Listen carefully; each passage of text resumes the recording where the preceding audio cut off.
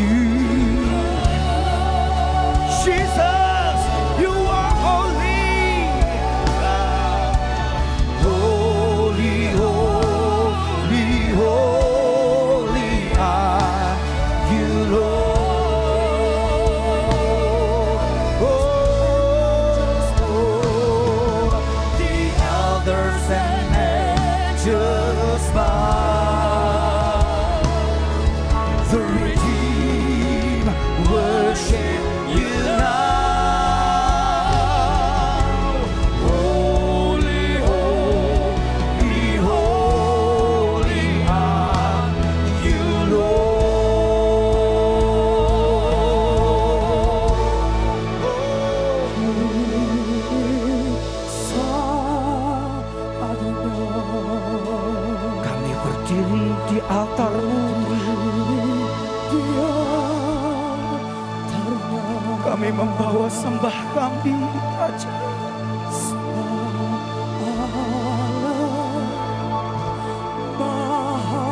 Kami membawa ucapan syukur kami, Bapa.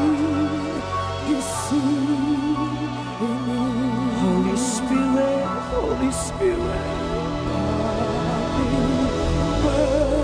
Holy Spirit, you are welcome. Angkat tanganlah,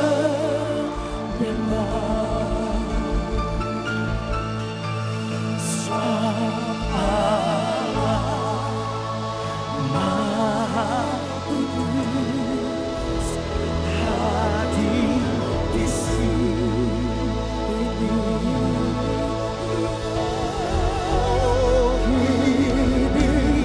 Saatnya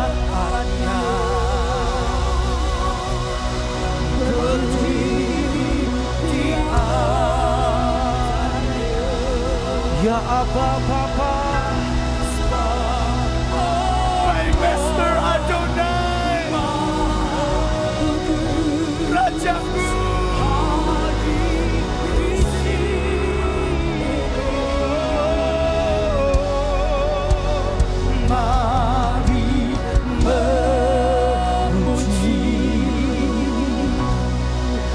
Angkatlah dan menyembah.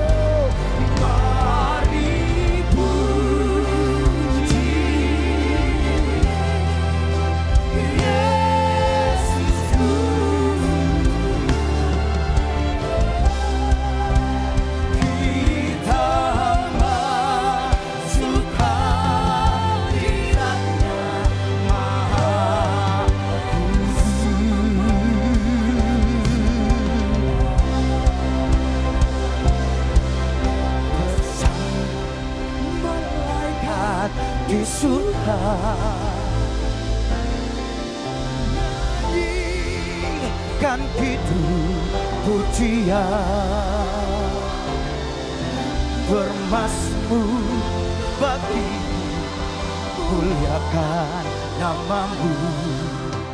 Yesus, aku memujimu. Oh, bersama malaikat di surga, nyanyikan hidup pujian, bermazmur bagimu, muliakan namamu.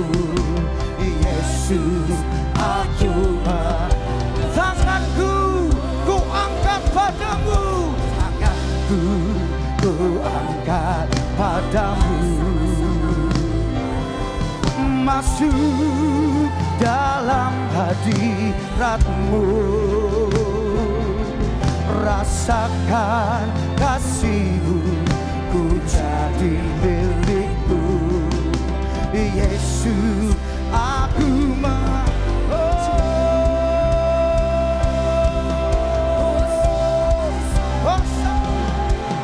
Hosana, Hosana, aku memujimu. Haleluya, haleluya, aku menyembahmu. Hosana, Hosana, Hosana, aku memujimu. Haleluya, haleluya, aku Hosana. Oh, we sing Hosana, Hosana, Hosana, aku memujimu. Haleluya, haleluya, aku menyembahmu. Oh, Hosana, Hosana, aku memujimu. Haleluya, haleluya, aku menyembahmu.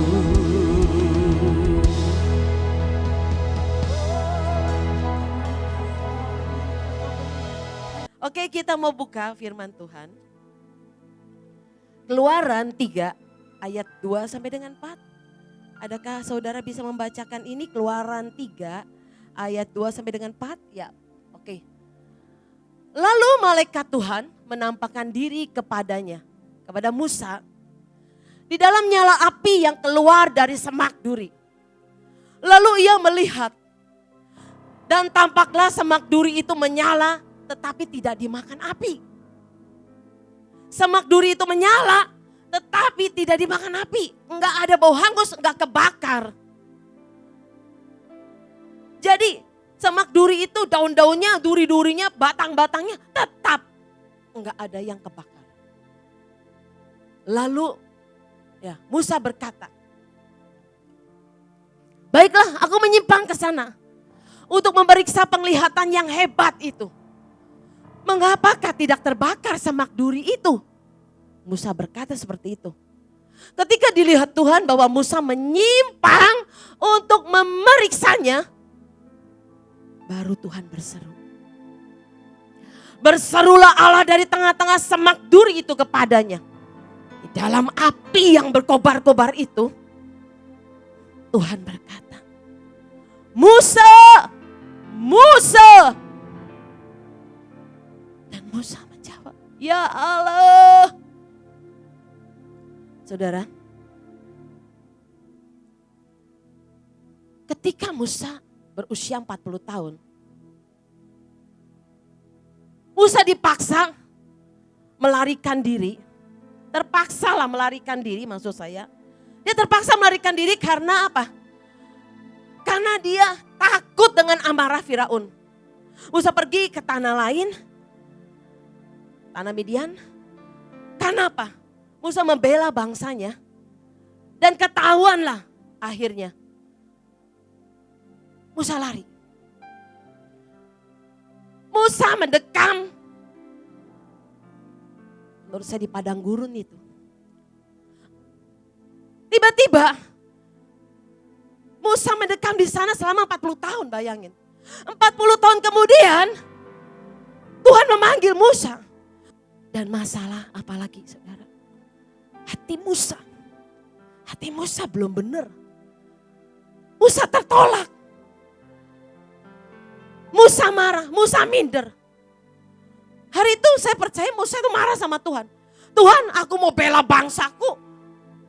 Aku mau nolongin mereka. Mungkin waktu kecil Musa itu kan disusuin oleh ibunya ya. Ibunya sendiri, ajaib saudara. Saya percaya itu ibunya tiap hari itu ngomongin Musa. Kamu pangeran Allah. Kamu pangeran Allah. Bukan pangeran Mesir. Tiap hari pasti diomongin. Engkau punya. Tuhan berkata di dalam diri anak ini. Akan terjadi suatu hari, akan terjadi sesuatu yang saya percaya ibunya pasti punya pewahyuan itu. Satu hari akan terjadi sesuatu yang dahsyat dalam hidupmu. Engkau bisa membebaskan, membela bangsamu. Tiap hari ibunya ngomong tuh, bela bangsamu. Ada sesuatu dalam dirimu. Ada banyak sebenarnya hal. Karena Tuhan berkata, hati Musa masih melekat pada Mesir. Bayangkan ilmu Mesirnya, saudara, kepinterannya. Seorang pangeran Mesir, pangeran.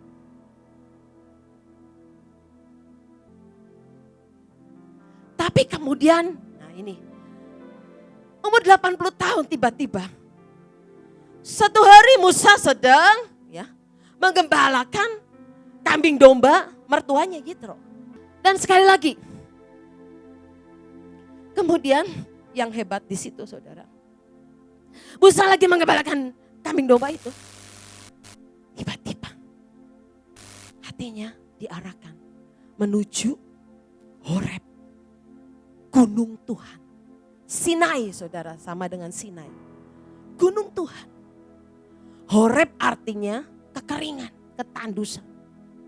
Ini hati Musa yang bertahun-tahun kering, tandus, kosong. Habis menurut saya udah. Dia naik ke gunung Tuhan. Dan apa yang terjadi? Dia mengalami perjumpaan menurut saya. Itu saya bilang ini perjumpaan supranatural. Tiba-tiba hari itu dia melihat gerbang keajaiban. Gerbang kemustahilan. Apa? Masa itu api begitu besar? Kenapa sempak ini kok enggak terbakar? Bisa aja hari itu Musa gini ceroboh gini ya. Apa itu? Ada api. Oh semak ya. EGP emangnya gua pikirin. Udah jadi ya. Gak urusin ya. Bisa aja begitu saudara. Saudara. Ketika Tuhan kasih ayat ini saudara. Musa melihat semak yang menyala tapi tidak terbakar. Kemudian Musa mendekat kepada Tuhan. Mendekati hadirat Tuhan itu. Bayangkan, dalam api semak tidak terbakar. Itu pasti hadirat Tuhan, gak mungkin saudara. Gak mungkin. Hadirat Tuhan. Dia tahu Tuhan ada di situ saudara. Ketika Tuhan kasih ayat ini saudara. Musa melihat semak yang menyala tapi tidak terbakar. Kemudian Musa mendekat kepada Tuhan. Mendekati hadirat Tuhan itu. Bayangkan dalam api semak tidak terbakar. Itu pasti hadirat Tuhan. Tidak mungkin saudara. Gak mungkin. Hadirat Tuhan. Dia tahu Tuhan ada di situ saudara. Karena hari itu Musa meletakkan, Musa membuang semua urusan pribadinya. Apa yang melekat di dirinya, dia buang semua.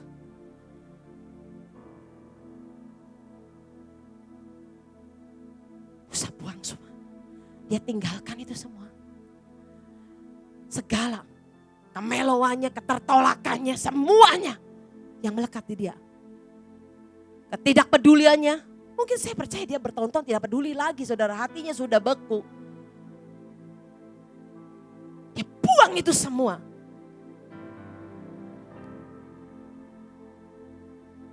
Dia buang fokusnya dia mungkin sama masalahnya dia. Fokusnya gak ke Tuhan. Hari itu Tuhan itu berkata, kalau kamu ya, enggak buang itu semua ya. Apa yang melekat di hati kamu. Kamu enggak lepasin itu. Tuhan bilang. Apa yang ngegandulin kamu itu loh. Masalah kamu, persoalanmu. Mungkin utangmu. Mungkin kepahitanmu. Apa saja saudara. Tuhan berkata, engkau enggak akan pernah bisa. Saudara lihat waktu Tuhan bawa Musa membelah Laut Merah itu.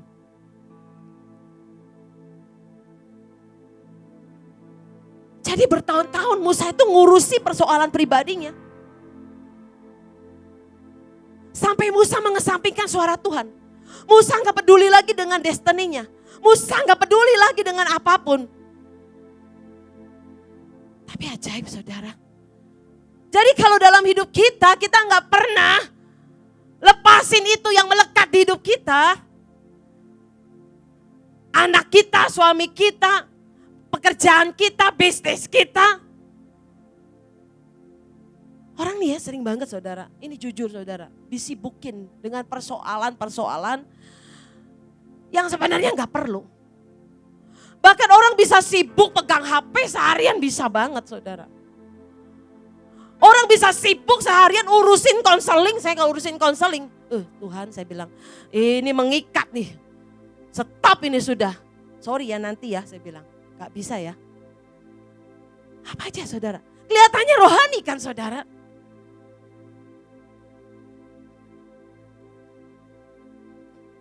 Kita berkata,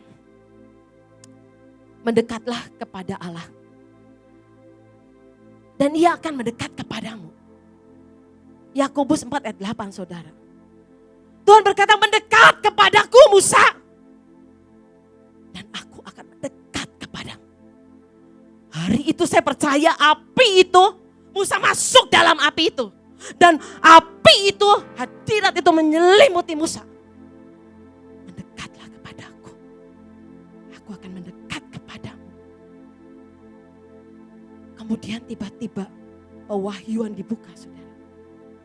Musa tiba-tiba bisa mengerti identitas dirinya, jati dirinya. Musa bisa mengerti. Tiba-tiba diingatkan kembali. Seperti saya waktu hari itu. Diingatkan kembali. Kamu ngerti. Kenapa aku memanggil dan mengutus kamu? Saudara, setiap kita Tuhan memanggil dan mengutus kita. Untuk sebuah tujuan yang mulia. Untuk sebuah bangsa diselamatkan, berbalik kepada Tuhan. Seperti Musa. 2 juta lebih budak dimerdekakan.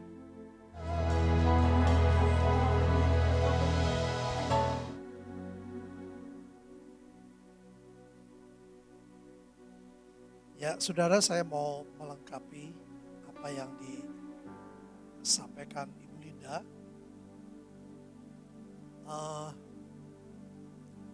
Sebetulnya hari-hari ini kami sedang belajar melakukan apapun dengan tekun dan setia. Tolong ditampilkan. Untuk saya secara pribadi,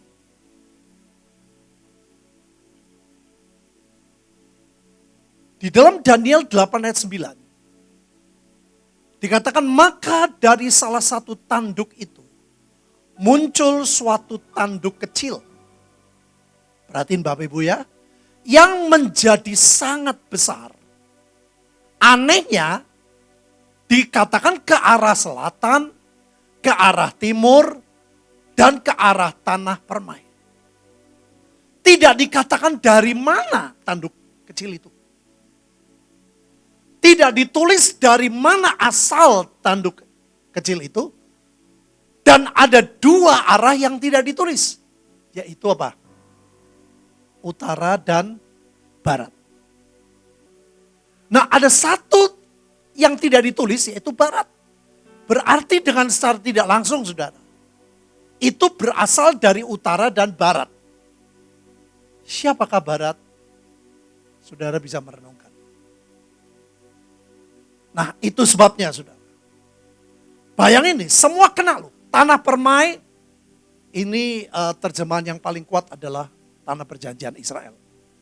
Israel aja kena virus corona. Ya. Alkitab mengatakan, saudara, tanduknya kecil. Virus itu kecil, tapi menjadi sangat besar. Sekarang seluruh dunia. Nah, next. Ia menjadi besar bahkan sampai kepada bala tentara langit. Dan dari bala tentara langit, dari bintang-bintang, pendeta-pendeta saudara, beberapa banyak yang gugur. Dijatuhkannya beberapa bumi dan diinjak-injak. Saudara, ini yang menyedihkan ya. Kondisi sekarang banyak yang berkata Kristen sama dengan percayaan lain. Kenapa kita bahtera itu ada, saya mau jelasin ini. Saudara. Kondisinya seperti ini. Mereka bilang mana bedanya? Pendeta juga mati. Mana bedanya? Orang Kristen juga kena. Yang paling menyedihkan saya. Kalau mereka berkata, kok takutnya sama? Ini sudah. Saya mengajar terus saudara, bagaimana kita tidak takut, tapi kita bisa jadi berkat. Ini tidak mudah. Saudara. Kita tidak takut, tapi kita bisa jadi berkat buat sebanyak orang. Saudara, ratusan ribu orang yang kami temui face to face. Ratusan ribu. Dan saya melihat hari-hari ini saudara. Begitu mereka datang, mereka sudah ngomong, ini dari gereja kok. Mereka ngomong, ini dari gereja. Jadi kita sudah gak tutup-tutupan lagi, sudah gak jalan kebenaran. Enggak, saudara. Tuhan Yesus yang tolong kamu. Kalau kamu mau percaya, percayalah kepada Tuhan Yesus. Ini belum pernah menurut saya saudara. Kita kan dulu pernah tuh bagi gelang segala macam itu semua tidak terang-terangan. Tapi yang hari-hari ini betul-betul kita bisa melakukan dengan terang-terangan. Bahkan di daerah saudara yang sangat keras. Yang zaman dulu ya, kita nawarin pasar murah, tolak. Kita tawarin pengobatan gratis, tolak. Sekarang mereka minta kapan datang ke tempat kami. Saudara mereka punya ayam, ayamnya ke seberang, ayamnya dibunuh. Karena ini orangnya kena. Nah, kita datang ke sana saudara, mereka kaget. Kok kamu berani datang? Kok kamu berani mendatangi kami? Di saat seperti ini saudara, betul-betul bahtera harus muncul.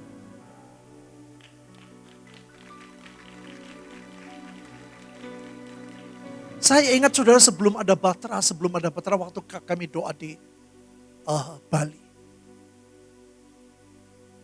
Memang Tuhan pengen saudara. Hidup kita, bagian semua hidup kita. Bukan untuk diri kita sendiri. tapi melakukan bagiannya yang Tuhan mau. Nah ini yang tidak mudah saudara, saya jujur ngomong.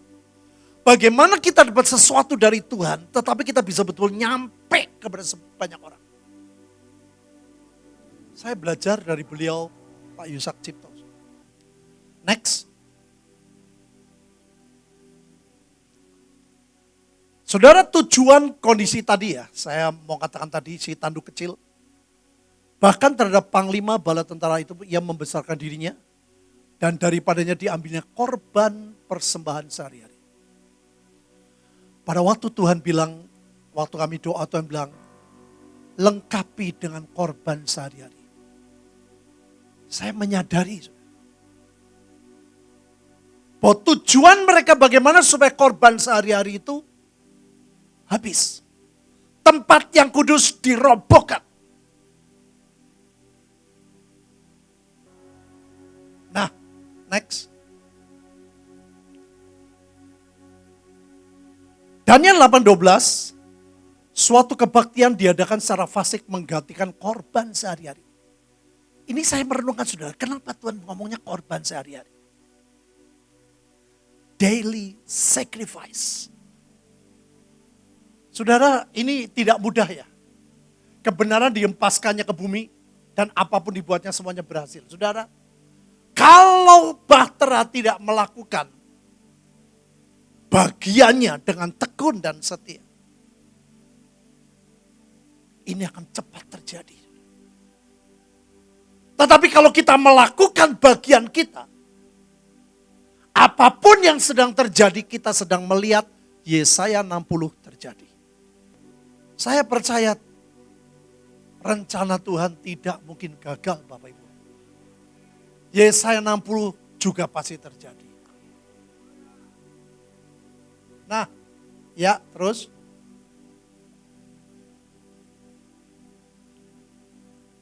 Kemudian ku dengar suara kudus, seorang kudus berbicara. Dan seorang kudus lain berkata kepada yang berbicara itu, sampai berapa lama berlaku penglihatan ini? Yakni korban sehari-hari dan kefasikan yang membinasakan tempat kudus yang diserahkan, bala tentara yang diinjak-injak. Maka ia menjawab sampai lewat 2300 petang dan pagi. Lalu tempat kudus itu akan dipulihkan dalam keadaan yang wajar. Sampai lewat. Sampai lewat. Kalau Bapak Ibu dengar apa yang Pak Yusak pernah khotbahkan. Bahwa masa antikris itu ada 7 tahun. Sampai lewat. Jadi kira-kira begitu sudah. Makanya ada masa ringan. Menurut saya pribadi yaitu hari-hari ini sudah. Dan ada masa berat. Ada orang bilang sama saya nggak percaya. Ya masing-masing urusanmu lah. Aku percaya, kita akan melewati masa yang berat, silakan. Tapi jelas sudah lewat, ya, sampai lewat 6,3 tahun. Ini masa susah. Maka dari itu saudara, yang kita bisa kerjakan, bagian kami kerjakan adalah bagaimana korban sehari-hari. Jadi buat saya nggak mudah saudara, jam 2 tidur, 4:30 saya mesti bangun. Saya mesti bersekutu dengan Tuhan. Saya mesti doa, saya mesti baca Alkitab. Saya mesti deklarasi. Minimal 4-5 deklarasi. Saya melakukan tidak dengan asal-asalan. Next. Daniel 11:31, tentaranya akan muncul, mereka akan menajiskan tempat kudus benteng itu. Menghapuskan apa Bapak Ibu? Korban sehari-hari. Dan menegakkan kekejian. Jadi kekejian itu akan berdiri, akan tegak pada waktu korban sehari-hari hapus. Nomor 1 saudara dengan Tuhan di rumah masing-masing. Kedua, korporat. Kalau saudara pelayanan tapi persekutuan dengan Tuhannya berkurang, ini menjadi kelemahan. Pak Yusak selalu ngajar zaman dulu saudara. Waktu itu saya ikut persekutuan mahasiswa di PMK di Bandung, ada yang tanya, prioritas beliau ngajar, nomor 1 adalah Tuhan. Bukan pekerjaan Tuhan. Tetap Tuhan nomor 1. Next.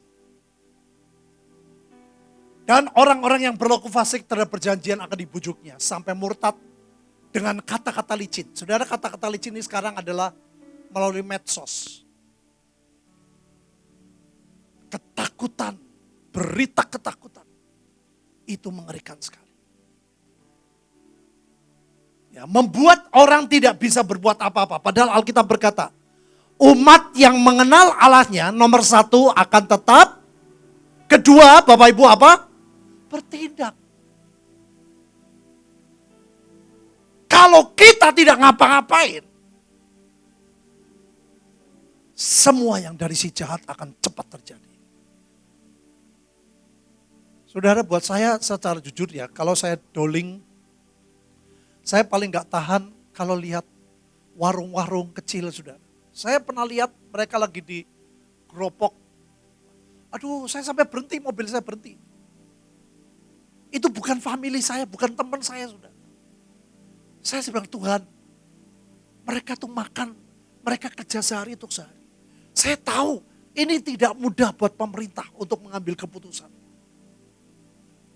Saya berhenti loh, saudara. Saya doakan Tuhan, doa mereka. Ada satu ibu nangis-nangis. Waktu saya doling mereka nangis-nangis. Mereka lagi disuruh tutup semua. Aduh, saya tuh lihat, saudara, mobil saya berhenti. Apalagi dengar tiap hari orang mati sekian. Aduh, saya bilang, Tuhan. Yang kita bayar tuh kecil banget loh Bapak Ibu. Kalau saudara doper, saudara doling, saudara keluar duit untuk kita bagi sembako itu kecil banget, saudara. Itu yang memotivasi saya. Saya bilang, Tuhan, aku kurang tidur gak apa-apa. Saya mau tetap utamakan Engkau. Ibu Linda bilang, yuk kita buat mezbah keluarga. Tidak boleh kendor. Saudara, itu bagian-bagian yang kita harus kerjakan. Kalau tidak, jadi jangan merasa saudara, Pak Yusak selalu ngajar ya. Dia berkata, hai jiwaku, engkau adalah hamba yang tidak berguna. Jadi jangan merasa kita sudah banyak mengerjakan. Tetapi apa yang kita kerjakan tidak seberapa Bapak Ibu. Demi bangsa-bangsa. Kita sedang bayar masing-masing. Tidak mahal Bapak Ibu. Next. Ya, akan bertindak. Nah, saudara yang menarik di sini ya. Dikatakan aneh. Dan orang-orang apa Bapak Ibu? Bijaksana di antara umat itu akan membuat banyak orang mengerti. Tidak dikatakan dan orang-orang benar, tapi orang yang bijaksana. Saya melihat saudara. Mengapa beliau Pak Yusak yang mendapat sesuatu ilahi luar biasa. Tapi bisa tapak bumi. Bisa memberkati banyak orang. Karena beliau punya hati yang bijaksana. Tuhan berikan ini saudara. Alkitab ngomong, dan orang-orang bijaksana di antara umat itu. Jadi enggak semua orang. Saudara. Saya tahu saya harus bijaksana. Dalam kerohanian saya harus bijaksana. Dalam kejiwaan saya harus bijaksana. Dalam keluarga saya harus bijaksana. Kadang-kadang dalam keluarga saudara, ada kami berlima. Pak, menurut pendapatku gini. Saya bilang boleh kita terima saja. Bagian kita doakan. Bagian kita memberi pengertian. Karena Pak Yusak selalu ngomong saudara. Yang bisa maksa itu cuma Tuhan, bukan manusia. Itu pun kalau kita mempersembahkan kehendak bebas kita. Jadi perlu bijaksana saudara.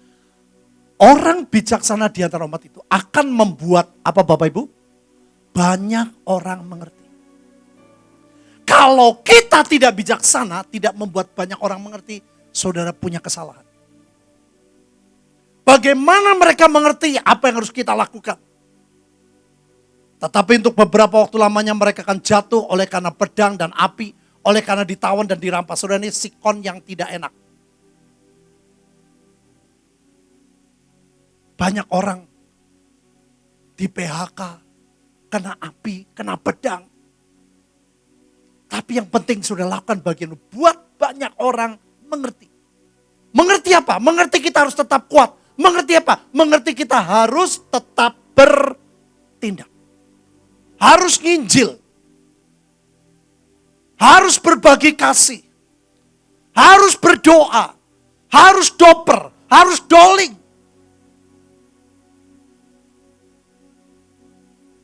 Kalau kita tidak bijaksana, kita tidak bisa, sudah.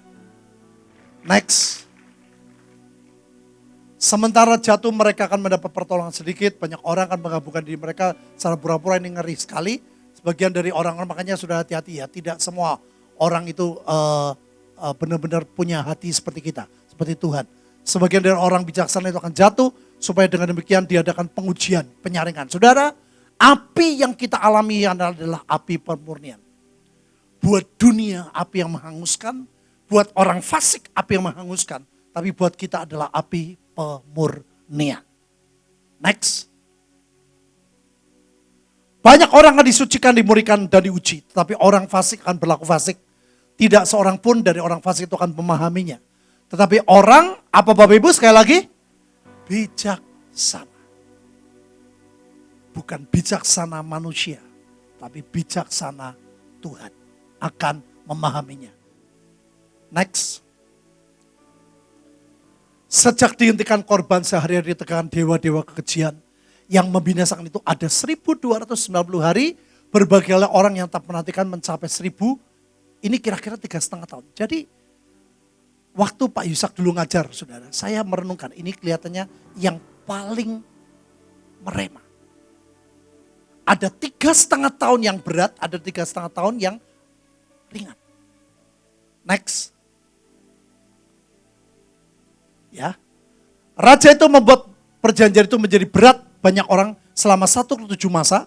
Saudara, dalam Amplified 7 years. Jadi dulu akan banyak, ya ini 7 masa itu berapa? Tapi ternyata betul 7 tahun. Ya, menghentikan korban sebagai korban santapan, di atas saatnya kejian pemusnahan, sampai di atas kejian akan datang yang membinasakan antikris, sampai pemusnahan yang telah menimpa antikris. Jadi tetap, saudara, waktu mereka terbatas. Next. Dan dia akan mengatakan perjanjian yang mengikat dan tidak dapat dibatalkan oleh banyak orang selama 1 minggu, 7 tahun. Tetapi ya itu bahasa tadi yang di Amplified. Next. Ini yang menarik, saudara. Di sekitar kami baru sedikit loh, saudara. Itu saya lihat loh. Anak bungsu sedang kembali yang saya teriakkan tiap hari. Sekarang saya sedang lihat. Itu akan lebih besar lagi. Hari ini kita akan belajar dari kisah Yusuf. Saya beri judul Yusuf Perjanjian Baru. Cerita tentang Yusuf ada di Kejadian 37, 39 sampai 50. Kejadian 38 tentang Yehuda dan Tamar itu cerita lain lagi. Mungkin kita semua sudah sangat sering mendengar cerita tentang Yusuf. Tapi hari ini saya mau masuk lebih dalam. Semua apa yang Yusuf alami. Bagaimana dia mengalami Efraim dan Manasya. Bagaimana dia bisa menang dari godaan tante Potifar. Bagaimana Yusuf melakukan perbuatan yang hebat dan ajaib. Jadi apa rahasianya Yusuf? Dia bisa melakukan begitu hal yang hebat, banyak hal yang luar biasa. Untuk hari-hari ke depan, kita mesti belajar baca firman dari prinsip perjanjian baru, dari spirit perjanjian baru. Saya kasih contoh dalam Lukas 17. Lukas 17 ayat 17. Ini bicara tentang pengucapan syukur. Nah, waktu saya baca ayat ini, Yesus berkata begini. Lalu Yesus berkata, bukankah ke-10 orang tadi semuanya telah menjadi tahir, manakah yang 9 orang itu? 18, tidak adakah di antara mereka yang kembali untuk memuliakan Allah selain daripada orang asing ini? Lalu ia berkata kepada orang itu, berdirilah dan pergilah, imanmu telah menyelamatkan engkau. Ketika kita haus dan lapar, maka kita akan belajar firman ini dari banyak terjemahan. Sehingga kita bisa mengerti arti yang sesungguhnya, apa yang Tuhan mau. Nah, orang kusta itu disebut bukan berdosa tapi najis. Jadi Yesus mentahirkan mereka. Dan mereka tahir dan sembuh. Tapi ketika orang satu ini kembali kepada Yesus dan mengucapkan syukur, maka dia mengalami hal-hal yang tidak diterima oleh 9 orang lainnya. Ketika orang kusta menjadi tahir, dia sembuh, semua penyakitnya tubuhnya kering, dia menjadi layak lagi boleh hidup di masyarakat. Karena dulu orang kusta, kalau ada orang kusta lewat, itu orang gak boleh dekat, gak boleh lihat sambil bicara, najis, najis. Dia menjadi sembuh, tapi kondisinya kusta itu kadang anggota tubuhnya ada yang copot. Kupingnya copot, tangannya copot. Lah yang keren, di ayat ke-19 itu bicara, kalau Indonesianya berdirilah dan pergilah, imanmu telah menyelamatkan engkau. Tapi dalam bahasa Inggrisnya tertulis demikian. And he said unto him, arise, go thy way, the faith hath made thee whole. Jadi mengalami kepenuhan Yesus. Ketika orang ini mengalami kepenuhan Yesus, maka anggota tubuhnya yang rontok tumbuh lagi. Yang hilang kembali, yang tidak ada jadi ada. Kalau kita bisa ngerti prinsip perjanjian baru, apapun yang terjadi dalam hidup kita, Tuhan bisa merubah untuk kebaikan, walaupun seberat apapun. Haleluya, haleluya. Kita kembali kepada Yusuf. Di dalam kitab Kejadian 37, 39 sampai 50. Dicari kayak apa? Gak ada yang menunjukkan bahwa Yusuf itu melakukan kegiatan yang rohani. Kalau Daniel kelihatan jelas. Dia berdoa 3 kali sehari. Menghadap bait Allah. Buka jendela. Kegiatan rohaninya jelas. Tapi Yusuf ini tidak tertulis secara kasat mata. Dia cuma ditulis hasilnya. Dan salah satu yang paling kuat adalah nomor 1, Yusuf disertai Tuhan. Apapun yang dilakukan, dia disertai Tuhan. Tidak peduli dia ada dimanapun, dia disertai Tuhan. Jangan lupa, ini perjanjian lama. Gak semua orang disertai Tuhan. Zaman perjanjian lama, Roh Kudus, roh itu hinggap. Tapi kalau perjanjian baru, dwelling, tinggal. Nah, salah satu rahasia Yusuf, dia diberi jubah maha indah oleh bapaknya. Jubah maha indah, terjemahan lainnya many colors. Berwarna-warni. Saya kaget ketika saya tahu terjemahan lainnya. Jubah maha indah Yusuf itu bicara tentang royal garment. Royal garment itu bicara jubah kerajaan.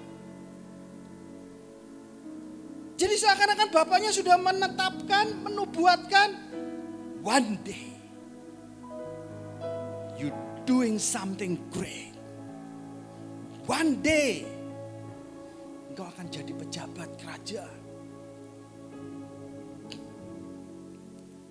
Jubah maha indah itu bicara identitas. Prakteknya dalam perjanjian baru atau hari ini. Yusuf punya hubungan dengan papanya. Yusuf itu menyenangkan papanya. Dia dikasihi oleh bapaknya. Bahkan Yusuf mendapatkan tugas untuk melihat kejahatan saudara-saudara. Karena hati bapaknya percaya kepada Yusuf. Dan kita mesti ngerti ya, untuk orang bisa percaya orang lain, itu bukan sesuatu yang alamiah. Itu tidak terjadi dengan begitu saja. Untuk mendapatkan kepercayaan orang, you must earn. Kamu harus ngambil. Kamu harus diuji. Dan terbukti itu benar. Kolose 1 ayat 27. Indonesianya, kepada mereka Allah mau memberitahukan betapa kaya dan mulianya rahasia itu di antara bangsa-bangsa lain. Yaitu Kristus ada di tengah-tengah kamu. Kristus yang adalah pengharapan akan kemuliaan. Ada bahasa Inggrisnya enggak? Di bahasa Inggrisnya tertulis Christ in you. Kristus ada di dalam kita. The hope of glory. Jadi kalau di perjanjian lama, roh melayang-layang hingga pergi lagi.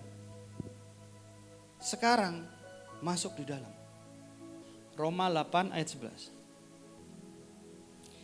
Dan jika roh Dia yang telah membangkitkan Yesus dari antara orang mati diam di dalam kamu, maka Ia yang telah membangkitkan Kristus Yesus dari antara orang mati akan menghidupkan juga tubuhmu yang fana.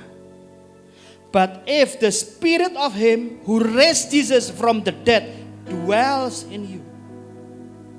Dwelling dalam bahasa Inggris itu bicara tinggal, menetap. Bukan ngekos. Dwelling itu tinggal, menetap. Tinggal untuk selama-lamanya. Kepercayaan yang salah itu jauh lebih berbahaya daripada perbuatan yang salah. Tuhan itu baik. God is good. Dan Dia selalu dalam mood yang baik. He always in the good mood. Itu Tuhan perjanjian baru. Kita jangan mau diintimidasi oleh iblis. Anak Tuhan tuh kalau kalah cuma dua. Yang pertama dia percaya dusta iblis. Yang kedua pakai kekuatan sendiri. Kalau dia bisa dengar suaranya, pakai kekuatan roh, gak mungkin kalah. Pasti menang. Jadi apapun yang mengintimidasi kita, itu jadi suara iblis. Karena suara Tuhan di perjanjian baru, Dia selalu memberi harapan, semangat, dan kekuatan. Ini camkan di sini. Ketika kamu dengar suara yang menjatuhkan kamu, melemahkan kamu, harus tahu itu suara iblis. Tuhan gak mungkin menjatuhkan semangat kita, harapan kita gak mungkin. The hope of glory itu bicara dalam kondisi apapun. Selalu ada harapan di dalam Kristus. Mengucap syukur itu ada di semua agama dan budaya. Selama kita masih punya Yesus, kita punya dasar dan kekuatan untuk mengucap syukur. Kata kedua yang paling banyak dikatain dengan Yusuf, dia takut akan Tuhan. Waktu digoda tante Potifar,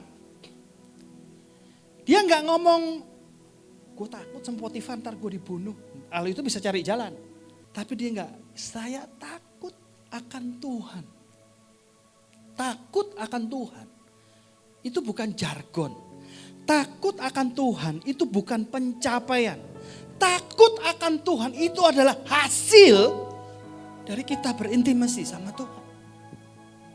Tapi ketika kita punya hubungan sama Dia, suaranya itu hidup dalam telinga, pikiran.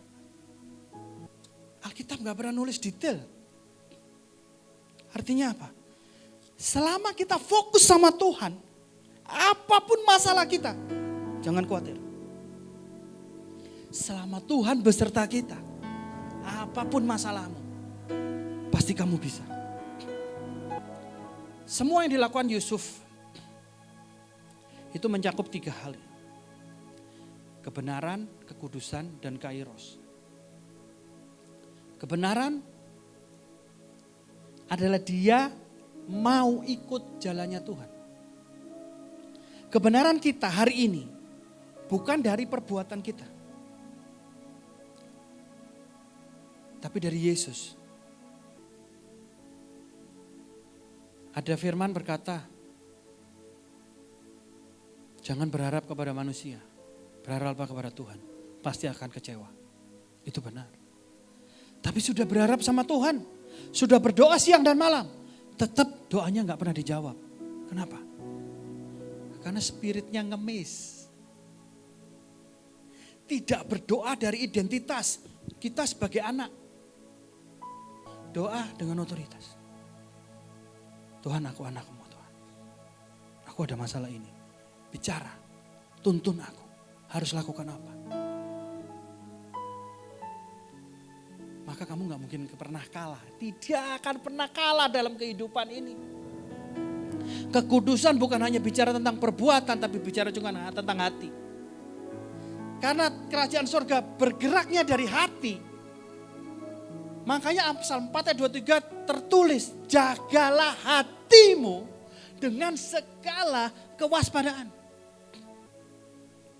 Ayat terakhir Roma 5:17.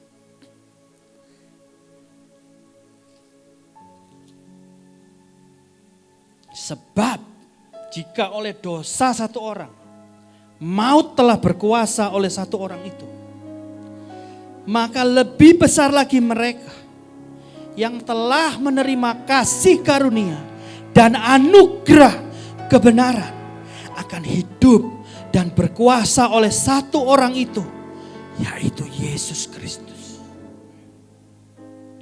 Karena satu orang Adam, kita semua mengalami nasib yang fana.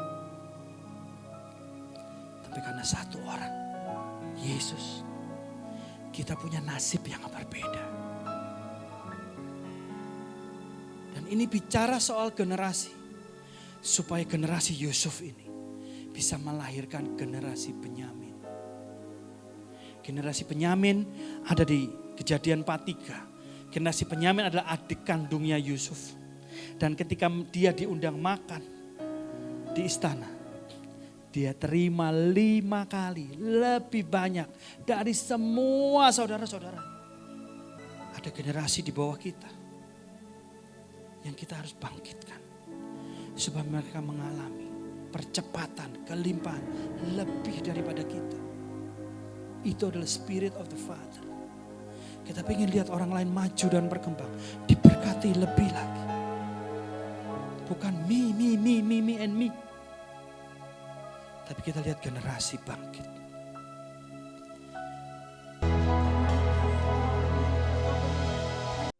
Saudara, dan mari kita belajar supaya saudara semua hari-hari ini menjadi pohon zaitun, pohon ara, pohon anggur atau ketiga-tiganya.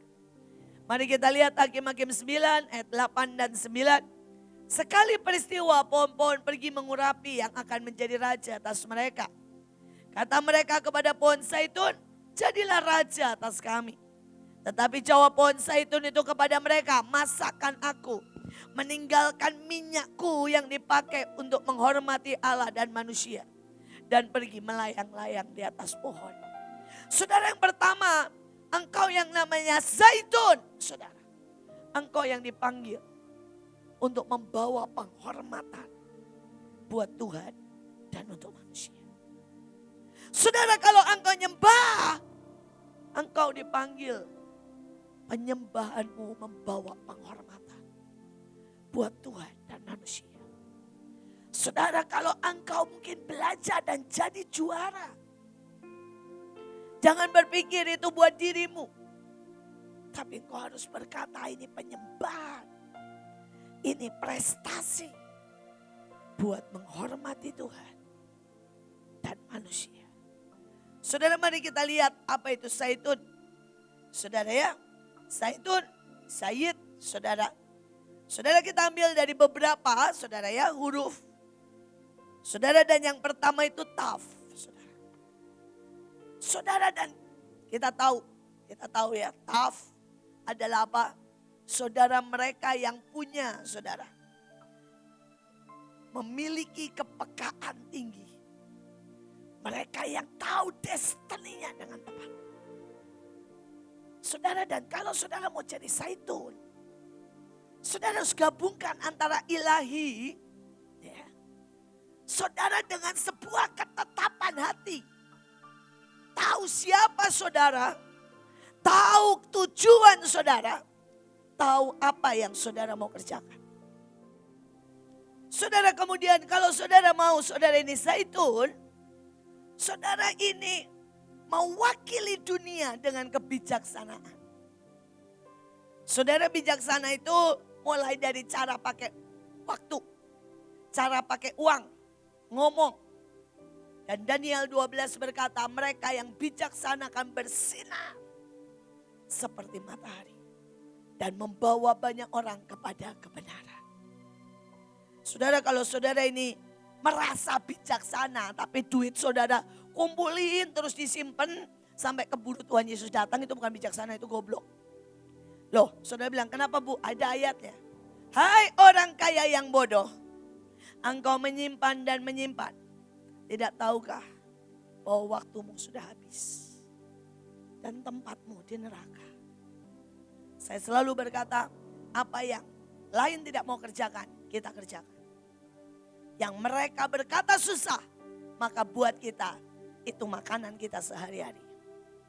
Yang orang lain berkata, saudara, itu membutuhkan pengorbanan, kita berkata adalah kehormatan kalau kita bisa berkorban. Yang orang berkata itu terlalu tinggi, maka kita berkata waktunya menggunakan supranatural untuk mencapai yang tidak mungkin dilakukan manusia. Itu zaitun, saudara. Itu zaitun. Apakah ada itu mental itu di hidup? Saudara, tapi zaitun juga dari zayin. Saudara, zayin artinya pedang. Saudara, ada dua sisi. Artinya disenjatai atau terus diukir hidupmu oleh Tuhan. Hari ini sebuah pertanyaan. Seberapa engkau membolehkan hidupmu diukir oleh Tuhan? Saudara, kita teruskan, kita percepat. Saudara, secara global zaitun, saudara, itu artinya mempunyai bobot. Menjadi mulia. Menjadi kaya. Berlimpah. Dan punya kuasa melipat ganda. Anak muda siapapun saudara. Saudara muda itu bisa usia muda di dalam kerohanian. Atau muda saudara ya, benar-benar di usia muda. Belajarlah punya tekad. Bahwa apapun di tanganmu akan menjadi besar. Dan akan berlipat kali ganda. Saudara, zaitun adalah untuk minyak urapan. Saudara, di dalam Keluaran 27 ayat 20 berkata, haruslah kau perintahkan kepada orang Israel supaya mereka membawa kepadamu minyak zaitun tumpuk yang murni untuk lampu. Seberapa hidupmu mau dihancurkan? Dalam arti yang positif dengan Tuhan. Dan menerangi sangat banyak. Sangat banyak. Saya berdoa, saudara mengerti kualitas untuk menjadi zaitun. Saudara, yang kedua, lalu kata pohon-pohon itu kepada pohon ara. Hakim-Hakim 9, 10 sampai 11. Jadilah raja atas kami, tetapi jawab pohon ara itu kepada mereka, masakan aku meninggalkan manisanku dan buah-buahku yang baik dan melayang-layang di atas pohon. Saudara, yang luar biasa daripada ara ini adalah tof. Baik. Sungguh amat baik. Berkenan, menarik. Saudara, bahkan di Israel, pohon ara itu tumbuh di sepanjang jalan dimanapun. Dan sepanjang musim. Saudara, waktu itu kami pernah ke Israel, kami berhenti di toilet. Nah ya, saudara, di toilet Dan isinya semua pohon ara, tinggal dipetikin, kita makan. Saudara, gak ada yang rawat, gak ada yang nyiram, gak ada. Saudara, kalau saudara nanti pelajari, itu dikatakan begini, celah 1 sentimeter aja. Saudara, misalnya ada tanah, cuma ada 1 sentimeter yang gak dibeton. Dan itu jatuh, maka ara bisa tumbuh di situ. Di tebing yang sampai 90 derajat, saudara, ara bisa tumbuh di situ. Saudara, dia gak pernah bisa dihambat untuk tumbuh.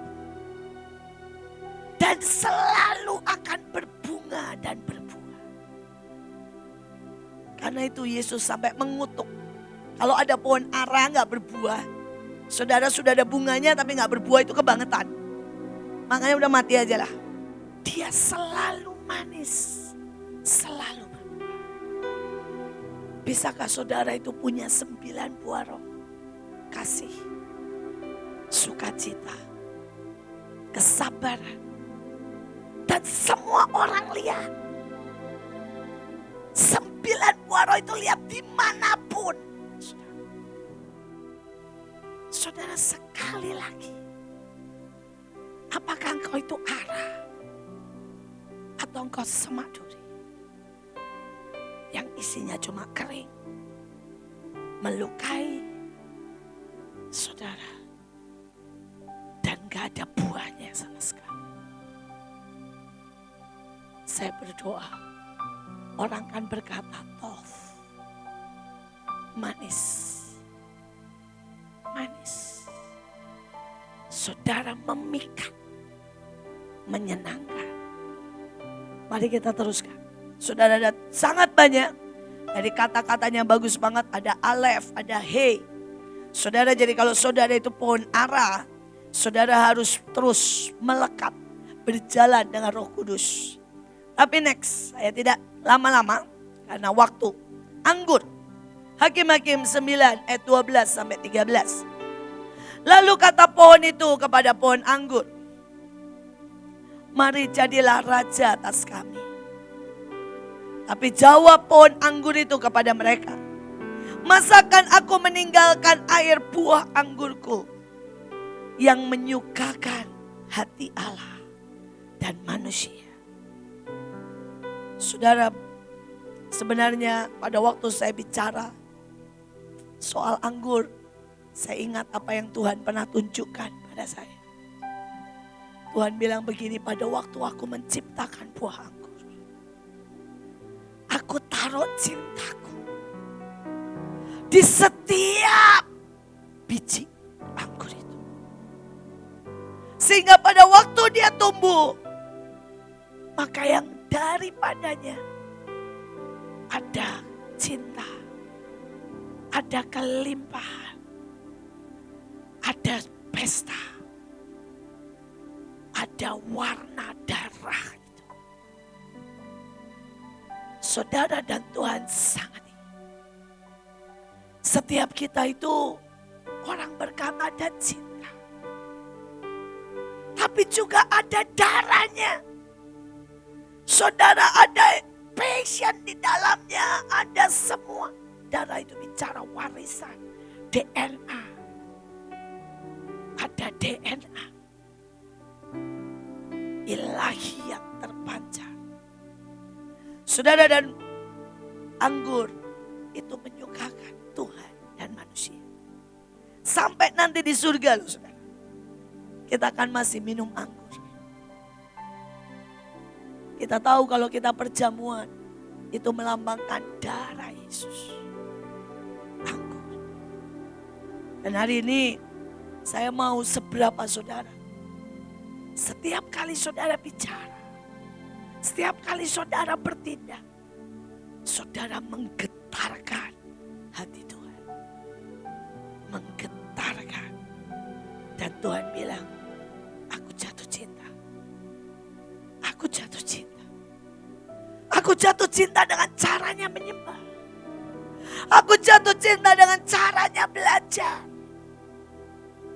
Aku jatuh cinta dengan caranya mencintai, berkorban, melayani. Seberapa di sini ada anggur-anggur manis yang terus menggetarkan hati Tuhan. Saudara, anggur itu yang paling keren ada vav. Dan vav itu artinya apa? Hubungan, keintiman.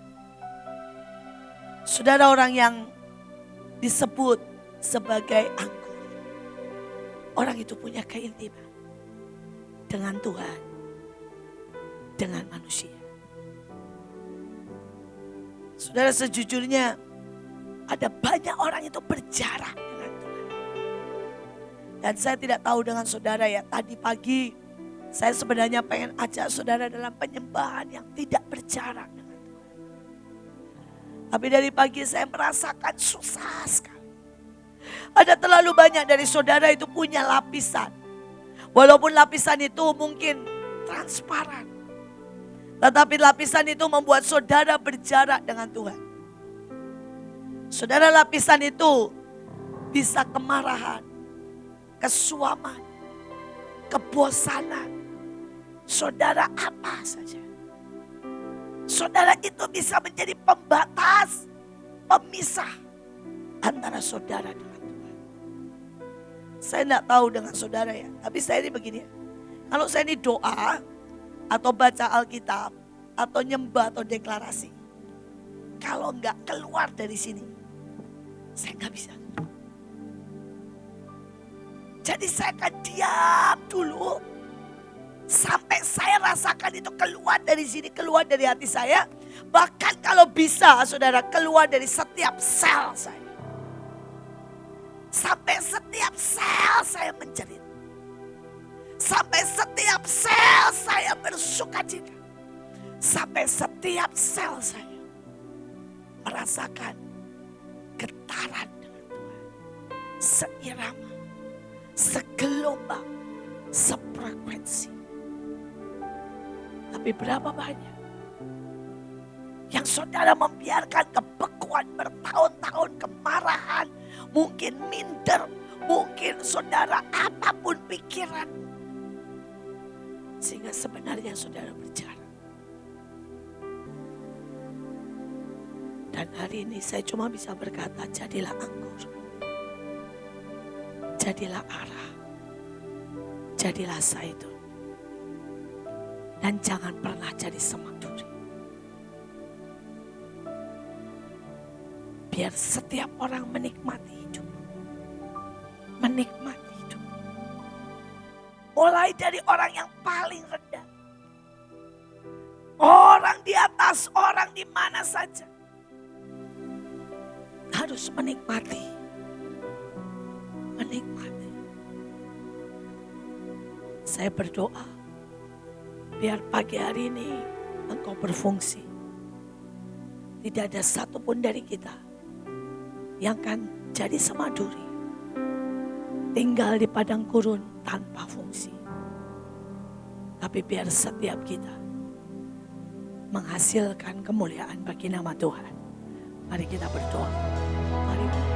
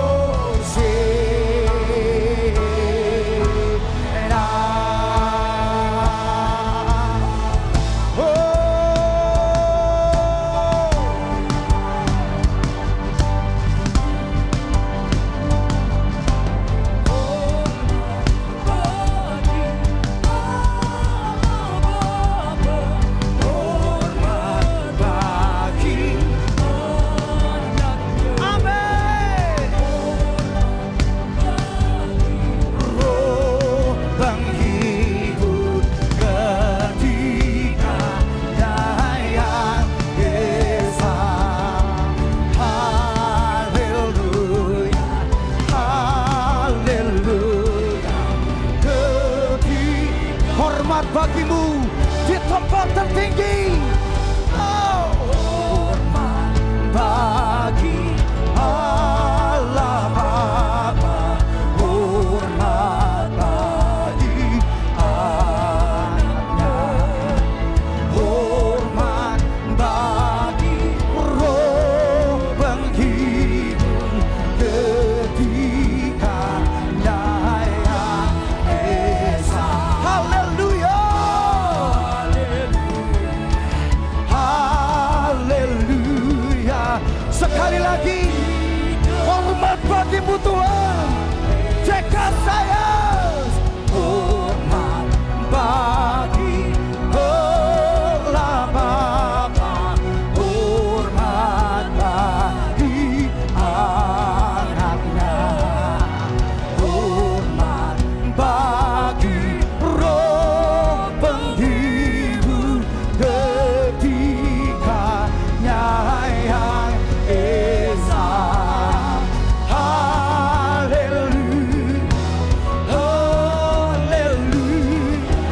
Ketika, haleluya, haleluya, haleluya,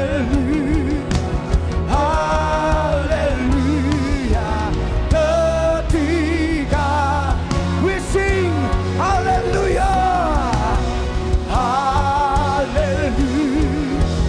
haleluya. Ketikanya yang esa, Yesus, Bapa dan Roh Kudus yang esa. Ketiganya yang esa. Hormat